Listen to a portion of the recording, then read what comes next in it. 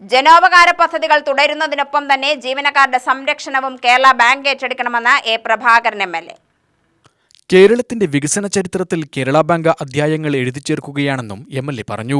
വിവിധ ആവശ്യങ്ങൾ ഉന്നയിച്ച് Kerala bank retires association Kerala bank ജില്ലാ ആസ്ഥാനത്തിന് മുന്നിൽ നടത്തിയ ധർണ എം.എൽ.എ. പ്രഭാകരൻ ഉദ്ഘാടനം ചെയ്തു. പൊതുമേഖലാ ബാങ്കുകളോടും സ്വകാര്യ കുത്തക ബാങ്കുകളോടും മത്സരിച്ചാണ് കേരള ബാങ്ക് മികച്ച പ്രവർത്തനം കാഴ്ചവെക്കുന്നത്.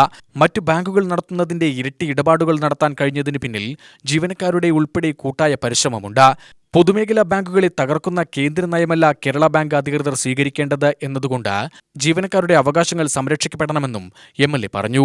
കുടുംബത്തിലെ ചെലവും അല്പം കൂടും. അങ്ങനെ വരുമ്പോൾ വരുമാനം കുറയുമ്പോൾ പ്രതിസന്ധി എല്ലാ കുടുംബത്തിലാവും. അങ്ങനെ പ്രതിസന്ധി കുടുംബങ്ങളിലൊക്കെ ആകുമ്പോൾ അത് നാട്ടിലെ പ്രതിസന്ധിയായി മാറും. അതാണ് ഇപ്പോൾ നമ്മുടെ രാജ്യത്ത് ജനങ്ങൾ അനുഭവിക്കുന്ന പ്രശ്നം. ഒരു സാധാരണക്കാരനായ ജീവനക്കാരെ സംബന്ധിച്ചിടത്തോളം, തൊഴിലെടുത്ത് ഉപജീവനം കഴിക്കുന്നവരെ സംബന്ധിച്ചിടത്തോളം ഭരണാധികാരികൾക്ക് വലിയ വേദനയില്ല. ഇനി ഏതെങ്കിലും വലിയ പ്രമാണിമാർക്ക് എന്തെങ്കിലും അപകടം ഉണ്ടായാൽ ഗവൺമെന്റിന് ആ കടമുടങ്ങി ഉപയോഗിക്കും. 10-15 ലക്ഷം കോടി രൂപയെ വലിയ കോർപ്പറേറ്റ് മുതലാളിമാരുടെ എഴുതിത്തള്ളി, പാവപ്പെട്ടവന്റെ 10 ദിവസം എഴുതിത്തള്ളിയിട്ടില്ല.